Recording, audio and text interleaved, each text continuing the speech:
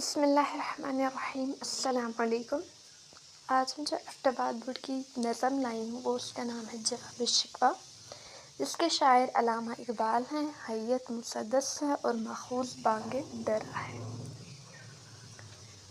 اب اس نظم پہ آنے سے پہلے سب سے پہلے میرے چینل کو لائک اور سبسکرائب ضرور کیجیے اور بیل آئیکن کو دبانا مت بھولیے گا۔ سب سے پہلے بتاتی چلوں کہ حیت کیا ہوتی ہے۔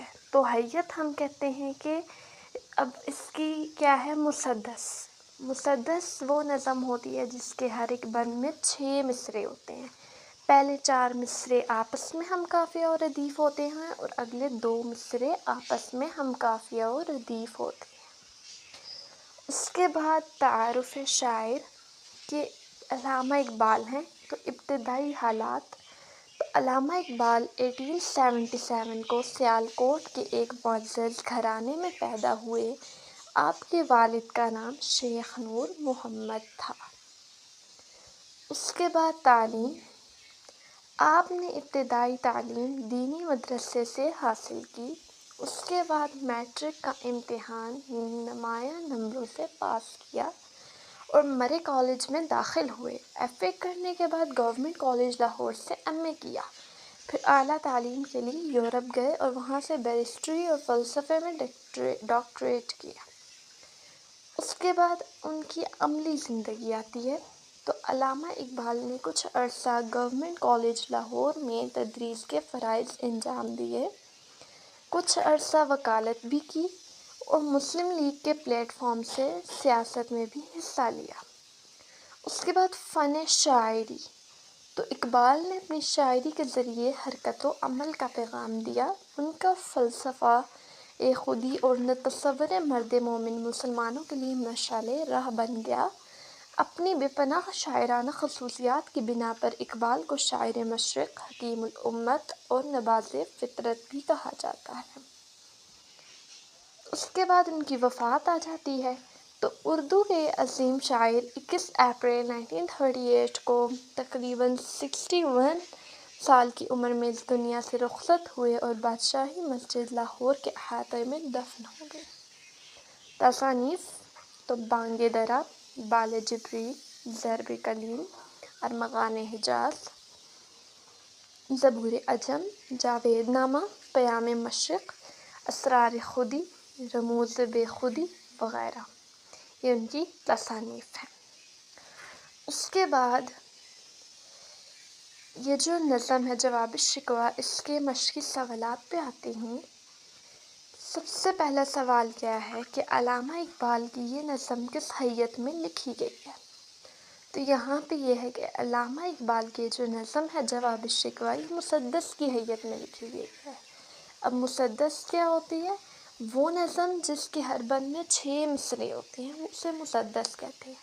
لیکن پہلے 2 مصرے آپس میں، 4 مصرے آپس میں ہم قافیہ اور ردیف ہوتے ہیں اور اگلے 2 مصرے آپس میں ہم قافیہ اور ردیف ہوتے ہیں۔ تو ایسی نظم کو مسدس کہا جاتا ہے۔ اس کے بعد سوال نمبر 2 ہے کہ شکوہ سن کر فرشتوں نے کن خیالات کا اظہار کیا؟ تو فرشتوں کے خیالات، شاعر کا شکوہ سن کر فرشتوں نے بڑی حیرت کا اظہار کیا اور وہ ایک دوسرے سے کہنے لگے کہ ہم عرش والے بنی نوع انسان کی اس فریاد کے بھید کو سمجھنے سے قاصر ہیں۔ ہمیں تعجب ہے کہ مٹھی بھر خاک سے بنے ہوئے انسان کی پہنچ آج آسمان تک کیسے ہو گئی ہے۔ انسان اتنا بے باک اور بد تہذیب ہے کہ اللہ سے بھی ناراض ہونے کی جرات کر رہا ہے۔ یہ بڑا گستاخ اور بے ادب ہو گیا ہے۔ اے اللہ، ان کو اللہ سے فریاد کرنے کا سلیقہ بھی نہیں آتا۔ ٹھیک ہے۔ اس کے بعد سوال نمبر 3 کہ اس نظم میں موجودہ دور کے مسلمانوں کی کن کمزوریوں اور خامیوں کا ذکر ہے؟ تو اقبال کی اس نظم جواب شکوہ میں موجودہ دور کے مسلمانوں کی درج ذیل خامیوں کا ذکر ہے۔ اب وہ خامیاں کون کون سی ہیں کہ آج کا مسلمان عجز و انکساری سے محروم ہے۔ آج کے مسلمان نے حرکت و عمل کو ترک کر دیا ہے اور سب کچھ تقدیر پر چھوڑ دیا ہے۔ آج کا مسلمان عیش پرست ہو چکا ہے، آج کا مسلمان دین سے غافل اور بے دینی کی طرف مائل ہے، آج کے مسلمان نے دین کو پس سے پش ڈال دیا ہے، آج کا مسلمان حقیقی معنوں میں توحید پرست نہیں رہا، آج کے مسلمان نے قرآنی تعلیمات کو بھلا دیا ہے۔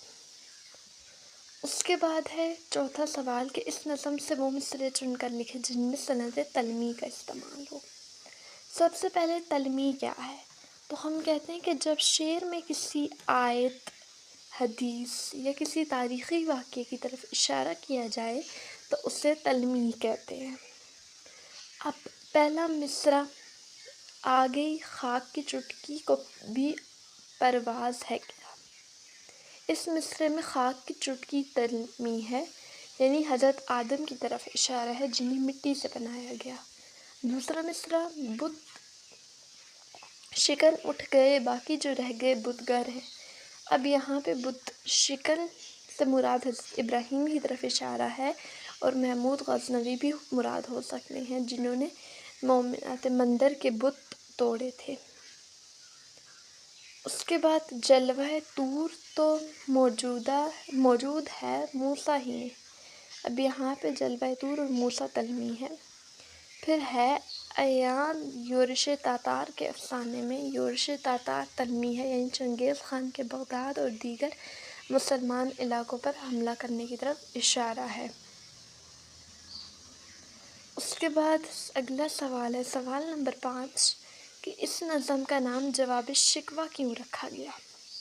تو اب اس کی تاریخ پہ جاتے ہیں کہ جواب شکوہ کی وجہ کیا ہے کہ علامہ اقبال نے 1911 میں شکوہ کے نام سے ایک نظم انجمن اسلام کے اجلاس میں پڑھی تھی۔ اس نظم میں علامہ اقبال نے بارگاہ الہی میں ایک مسلمان کی فریاد پیش کی تھی اور اللہ سے کے دربار میں مسلمانوں کی جانب سے کچھ سوالات اٹھائے تھے، جس پر علماء نے احتجاج کیا اور اقبال کے انداز شکوہ کو گستاخی قرار دے دیا۔ اس لیے پھر علامہ اقبال نے 1913 میں 2 سال بعد شکوہ کے جواب میں زیر نظم لکھی جواب شکوہ اور اللہ کی طرف سے ان سوالات کا جواب دیا جو سوالات نظم شکوہ میں اٹھائے گئے تھے، اس لیے اس نظم کا نام جواب شکوہ رکھا گیا۔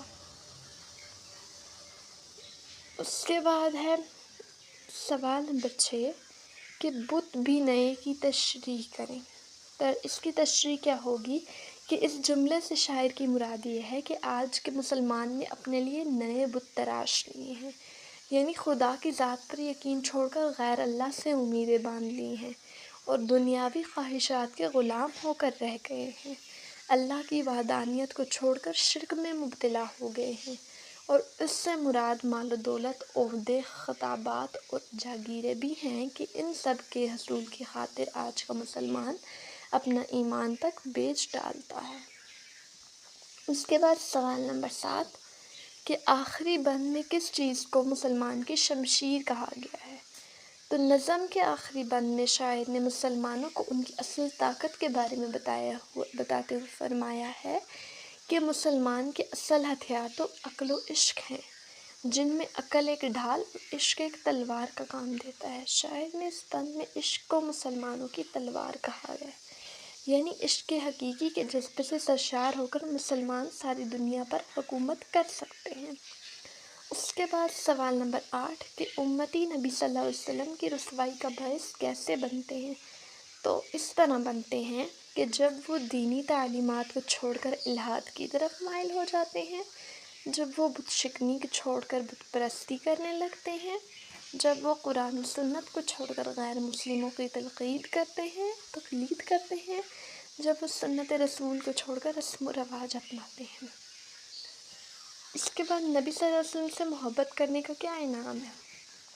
تو اقبال کی نظم جواب شکوہ کے مطابق نبی صلی اللہ علیہ وآلہ وسلم سے محبت کا یہ انعام ملتا ہے کہ اللہ اس محبت کرنے والے سے راضی ہو جاتا ہے، اس سے کائنات کا مالک بنا دیتا ہے، یعنی خلافت ارضی عطا کرتا ہے، بلکہ لوح و قلم یعنی وہ جو تختی اور قلم جس کے ذریعے آسمانوں پر انسانوں کی تقدیریں لکھی جاتی ہیں، اس سے بھی اللہ مسلمانوں کے تابع بنا دیتا ہے۔